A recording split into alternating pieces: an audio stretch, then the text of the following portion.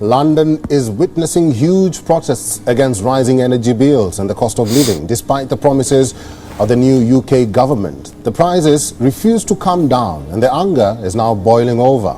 Thousands of protesters rallied in London and elsewhere around Britain on Saturday over the cost of living crisis. Demonstrators aligned with various causes and organizations gathered in large numbers to block roads and bridges in London.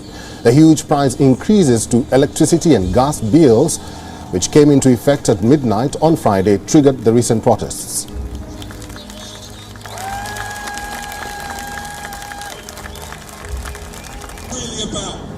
This cost of living crisis is killing us. It's killing us all, not just me, not just my friends.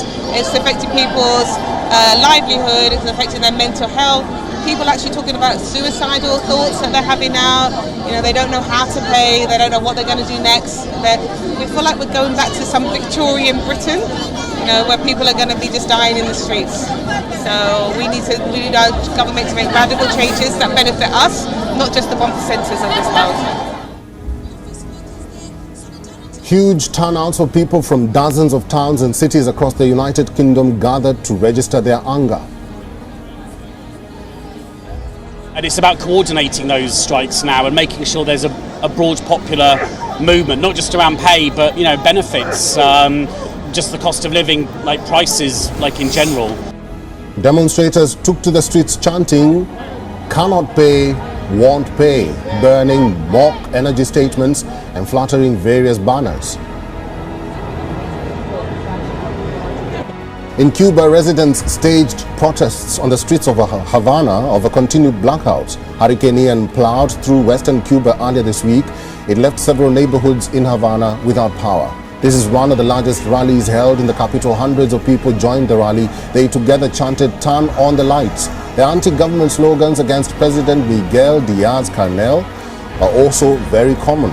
Cubans walked through the densely populated and dark neighborhoods of Havana as security forces tried to prevent the protesters from advancing. However, no clashes were reported. Meanwhile, there are no internet servers in Havana, making calls and messaging impossible.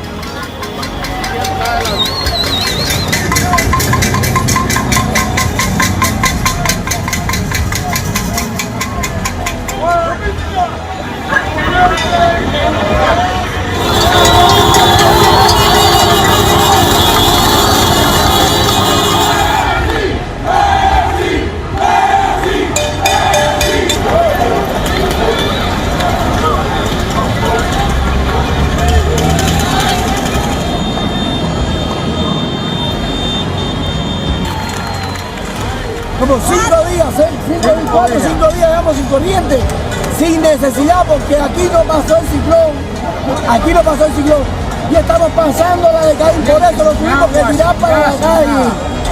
Y no. Pakistan is still dealing with the devastation caused by massive floods that lashed the country and killed thousands. With tanking economy, the agriculture sector has also taken a massive blow, and the farmers are struggling, and now they have decided to take their demands to the country's capital. Over 25,000 farmers from Punjab camped in Pakistan's capital city of Islamabad for the fulfillment of their demands. They have asked the government for restoration of the previous tube well electricity tariff.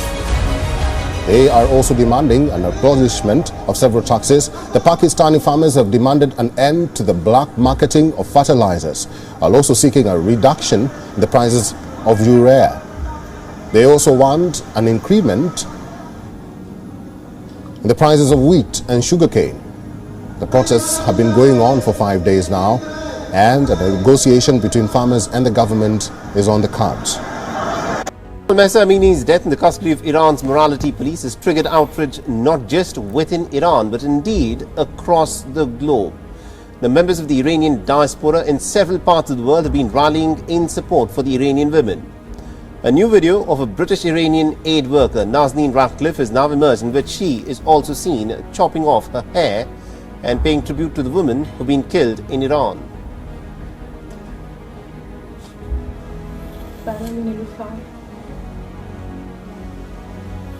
برای سپیده،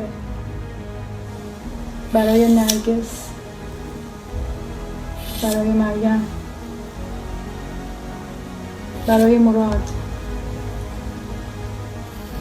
برای سیامک.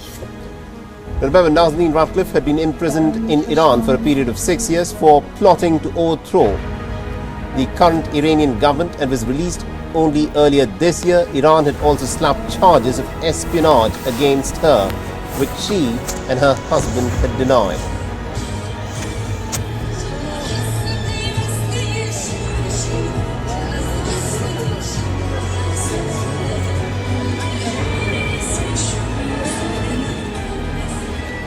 And also hundreds of people demonstrated in Paris to express their solidarity with the anti-government protests in Iran. They held up boards that read "Together against the barbarians."